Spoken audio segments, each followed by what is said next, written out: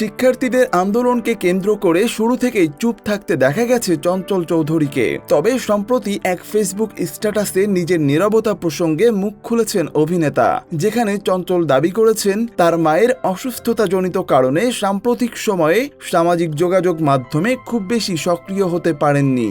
সেই স্ট্যাটাসে অভিনেতা লিখেছেন, আমি চঞ্চল চৌধুরী বলছি। আমার নাম ব্যবহার করে কোনো বিদেশি অথবা দেশি পত্রপত্রিকা বা সামাজিক যোগাযোগ মাধ্যমে সাম্প্রতিক পরিস্থিতিতে যদি কিছু লেখা হয় তার দায় আমার নয়, কারণ এখন পর্যন্ত আমি কোনো পত্রপত্রিকা বা সামাজিক যোগাযোগ মাধ্যমে কোনো বিষয়ে কোনো বক্তব্য দেইনি। এরপর চঞ্চল উল্লেখ করেন, আমি সাধারণ একজন শিল্পী, পেশাগত কারণ ছাড়া কোনো কিছুর সঙ্গে আমার কোনো সম্পৃক্ততা নেই। আমার মায়ের চরম অসুস্থতাজনিত কারণে সাম্প্রতিক সময়ে আমি সামাজিক যোগাযোগ মাধ্যমে খুব বেশি সক্রিয় নই।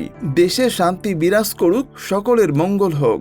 এদিকে সেই স্ট্যাটাস দেওয়ার পরেও ভক্তদের রোষানলে পড়েছেন এই তারকা। অনেকেই আওয়ামী লীগ সরকারের সঙ্গে তার সম্পর্কের প্রসঙ্গ টেনে এনেছেন। শিক্ষার্থীদের পাশে না দাঁড়ানোই তার কঠোর সমালোচনাও করেছেন। তবে কেউ কেউ আবার কটাক্ষের সীমা ছাড়িয়ে গেছেন, অভিনেতাকে অকথ্য ভাষায় গালিগালাজ করেছেন।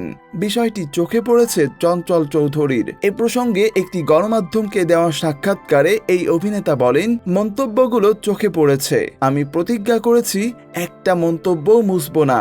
ধরে নিলাম দেশের মানুষের কাছ থেকে এগুলো আমার শিল্পী জীবনের অন্যতম স্বীকৃতি, যাদের জন্য গত 3টা দশক অক্লান্ত পরিশ্রম করেছি, সততার ভেতর দিয়ে নিজেকে পরিচালিত করেছি।